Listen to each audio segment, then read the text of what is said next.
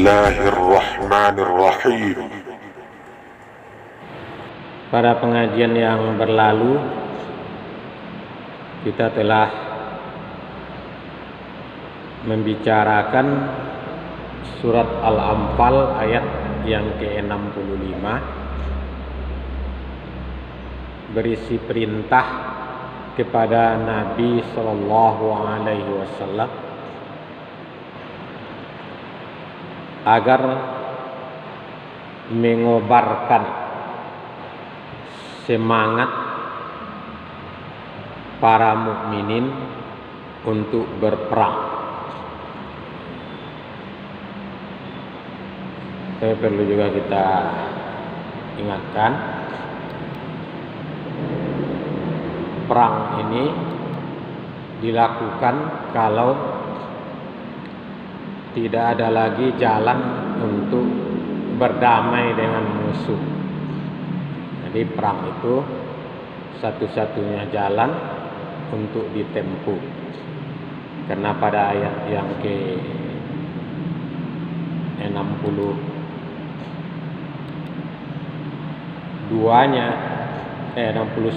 sudah kita bahas dulu. Perintah pula kepada Nabi agar lebih condong kepada perdamaian bila musuh condong untuk berdamai. Tapi kalau tidak ada jalan lain kecuali berperang, maka Nabi diperintah, ya ayyuhan nabiyyu, wahai Nabi, harridil mu'minina 'alal qital, kobarkanlah semangat para mukmin untuk berperang. Ini suatu perintah yang sudah kita bahas dulu. Iyyakum minkum isruna sabiruna yaulibu mi'ataini. Jika ada 20 orang yang sabar di antaramu, niscaya dia dapat mengalahkan 200 orang musuh. Jadi kalau berperang, orang-orang beriman itu dilarang lari dari medan peperangan, yang istilahnya al-firaru minaz-zahfi, termasuk perbuatan yang diharamkan, dosa besar, lari dari medan peperangan. Seiring dengan itu ada jaminan dari Allah. Kalau 20 orang dari tentara muslimin itu yang beriman itu sabar, maka mereka ini dapat mengalahkan 200 orang dari tentara musuh. Pengertian lainnya, kalau musuh itu 200 sementara kaum muslimin hanya 20 orang pasukan, maka yang 20 orang ini tidak boleh lari dari medan peperangan. Tidak boleh lari dari medan peperangan. Mereka itu mesti sabar, tidak boleh al-firaru minaz-zahfi, lari dari medan peperangan. Di dalam keteguhan itu Allah memberikan jaminan yang 20 ini akan dapat mengalahkan 200 orang pasukan musuh. Wa iyyakum minkum mi'atun yaulibu alfam minal ladzina kafaru. Jika di antara kamu ada 100 orang yang sabar, yaulibu alfam minal ladzina kafaru, niscaya mereka akan dapat mengalahkan 1000 dari orang kafir. Jadi 1:10. Ini perintah yang Allah berikan kepada Rasulullah dan para sahabat di awal syariat Islam tentang peperangan itu. Bi'annahum qaumun la yafqahun, disebabkan mereka atau orang-orang kafir itu adalah kaum yang tidak mengerti.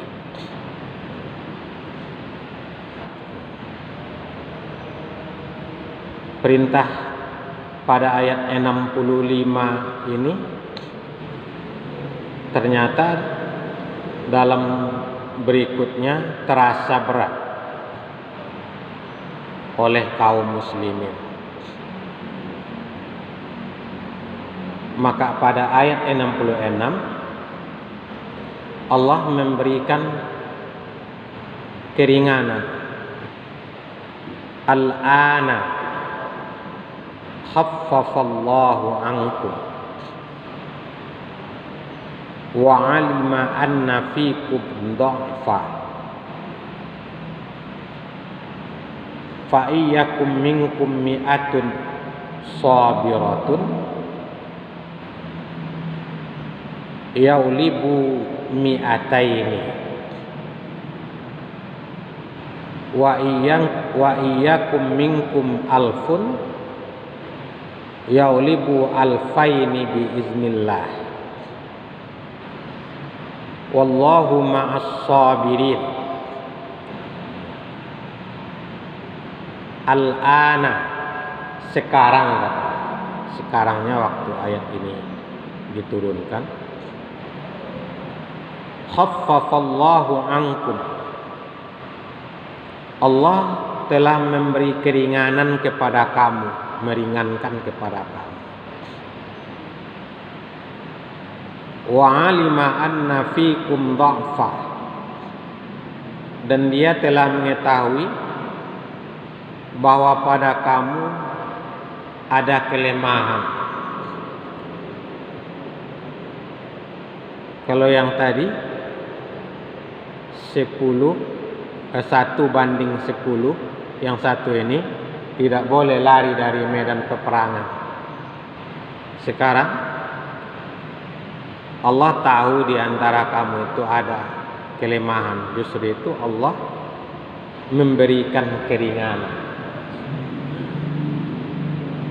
Fa iyyakum minkum mi'atun sabiratun, maka jika ada di antaramu 100 orang yang sabar,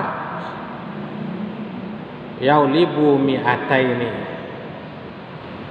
niscaya mereka akan dapat mengalahkan 200 orang kafir.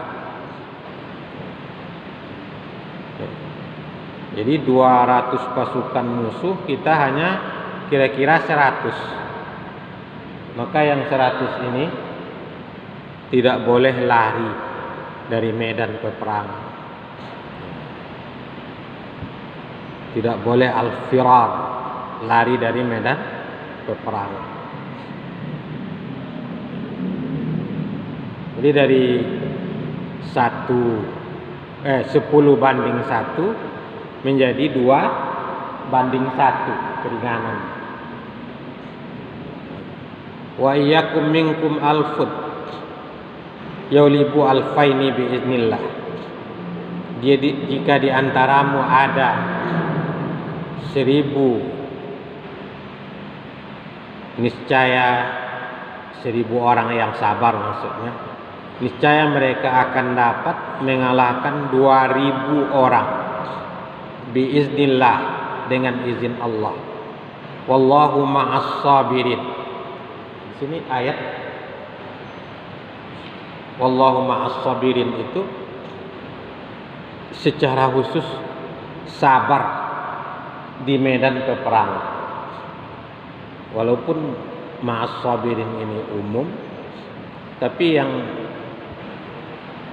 lebih tegasnya dalam kaitan ayat, dalam konteks ayat, yaitu orang yang sabar di medan peperangan, tidak lari dari pasukan musuh menghadapi perang. Bapak-bapak dan ibu-ibu, sehubungan dengan ayat ini, kalau kita baca riwayat yang terdapat dalam tafsir Ad-Durrul Mansur fit tafsiri bil maksur, itu yang disusun oleh Imam Jalaluddin As-Suyuti, itu Abdurrahman bin Abu Bakar Jalaluddin As-Suyuti. Beliau ini wafat tahun 911 Hijrah. Ciri khas daripada tafsirnya ini,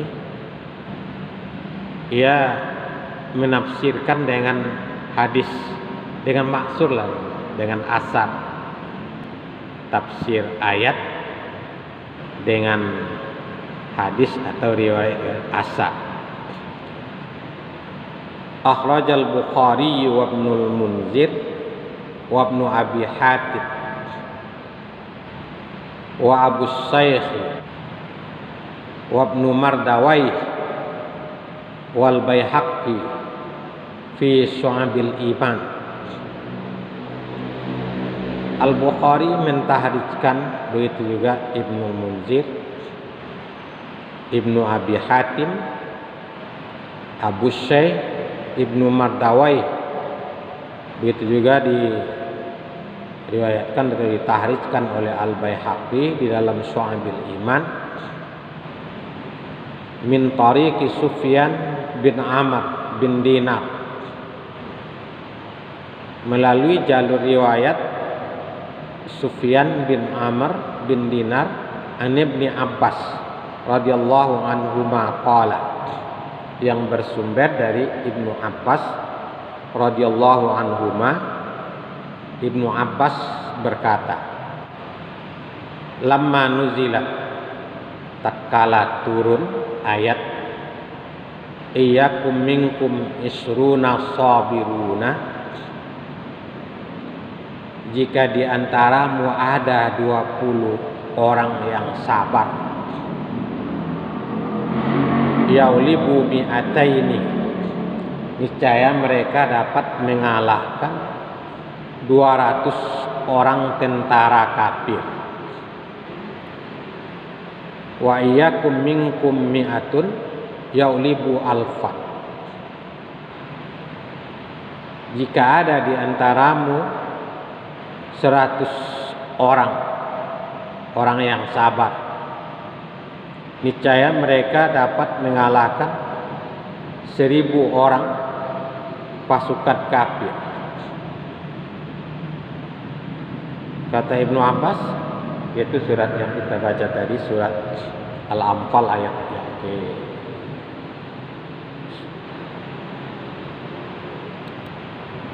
65.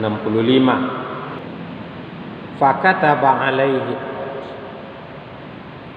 alla yafirra wahidun min asyaratin wa alla yafirra isruna min mi'ataini. Allah mewajibkan kepada para sahabat Rasulullah agar jangan lari satu orang menghadapi 10 orang. Ini wajib mereka patuhi. Kalau 10 orang pasukan musuh berhadapan dengan 1 orang pasukan muslim, yang 1 orang ini dia berkewajiban untuk tabah menghadapi yang demikian. Wa alla yafirra isruna min mi'ataini, dan agar 20 orang tidak boleh lari menghadapi 200 orang pasukan musuh. Kalau lari termasuk tadi al-firaru minaz zahfi, lari dari medan peperangan. Ini suatu dosa yang besar. Summa nuzilat, kemudian diturunkanlah ayat ini yang memberi keringanan, yaitu ayat yang ke-66, al-ana khaffafallahu ankum. Sekarang Allah memberikan keringanan kepada kamu. Dengan turunnya ayat ini, sesuatu yang sebelumnya terasa berat. Sebab bagaimanapun juga naluri tiap-tiap manusia itu pada dirinya pasti ada rasa takut menghadapi bahaya kematian.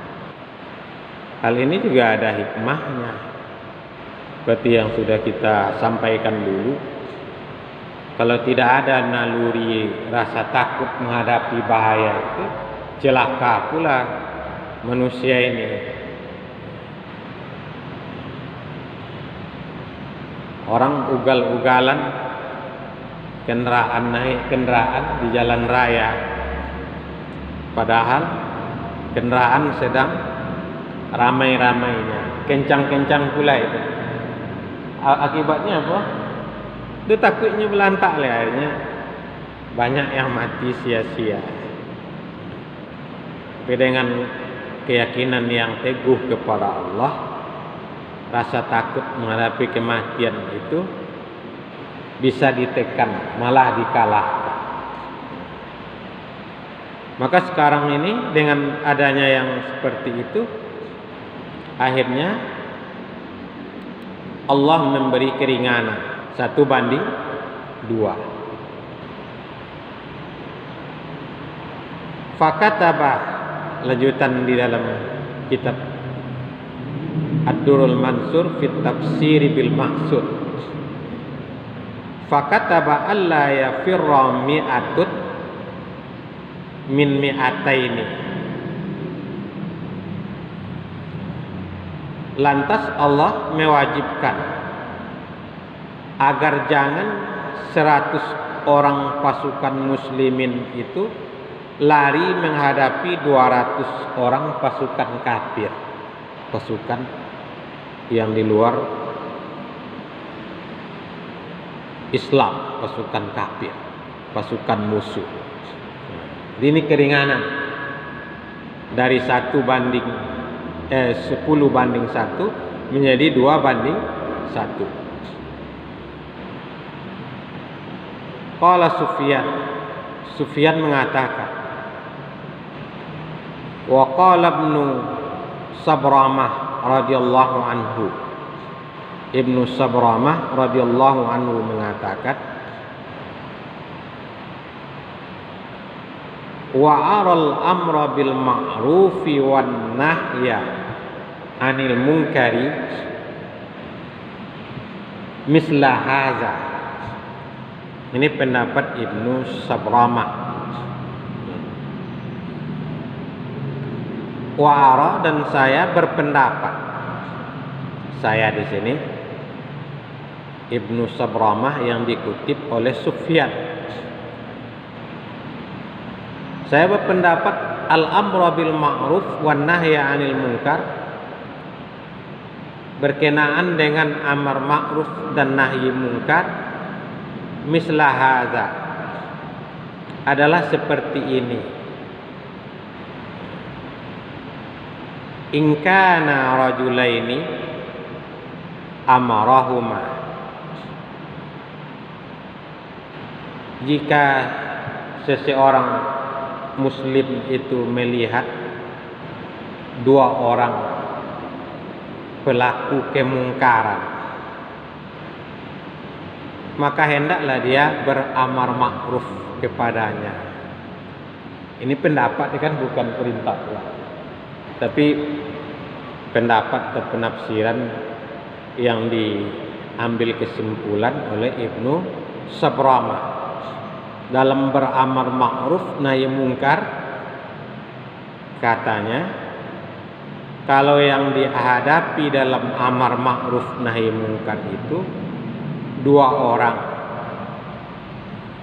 yang akan melakukan ini, atau kita hendak beramal ma'ruf, kita hanya seorang, maka dalam hal ini dilakukanlah amar ma'ruf nahi mungkar. Kalau amar ma'ruf menyuruh orang kepada yang baik, mencegah kemungkaran. Wa in kana salasa, jika pelaku kemungkaran itu 3 orang, sedangkan yang menghadapinya 1 orang saja, fahuwa fi si'atin min tarkihi, maka dia orang yang beriman di sini yang akan melakukan amar ma'ruf nahi munkar berada dalam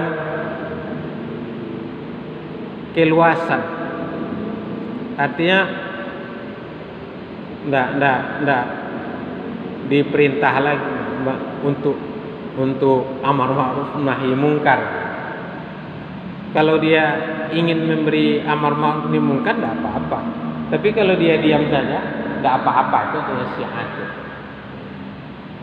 Tapi ini bukan ayat, bukan pula hadis, tapi pemahaman dari ayat atau hadis Nabi,